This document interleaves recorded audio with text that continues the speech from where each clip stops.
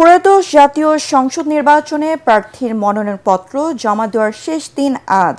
সারা দেশে রিটার্নিং কর্মকর্তার কার্যালয়ে বিকেল ৫টা পর্যন্ত প্রার্থীরা মনোনয়নপত্র দাখিল করতে পারবেন। নির্বাচন কমিশন জানিয়েছে, তফসিল ঘোষণার পর থেকে রোববার দুপুর পর্যন্ত ২,৭৮০ জন প্রার্থী মনোনয়নপত্র সংগ্রহ করেছেন। ১১ ডিসেম্বর জাতির উদ্দেশ্যে ভাষণে ত্রয়োদশ জাতীয় সংসদ নির্বাচনের তফসিল ঘোষণা করেন প্রধান নির্বাচন কমিশনার এএমএম নাসির উদ্দিন। তফসিল অনুযায়ী মনোনয়নপত্র যাচাই বাছাইয়ের তারিখ ৩০ ডিসেম্বর থেকে আগামী ৪ জানুয়ারি পর্যন্ত।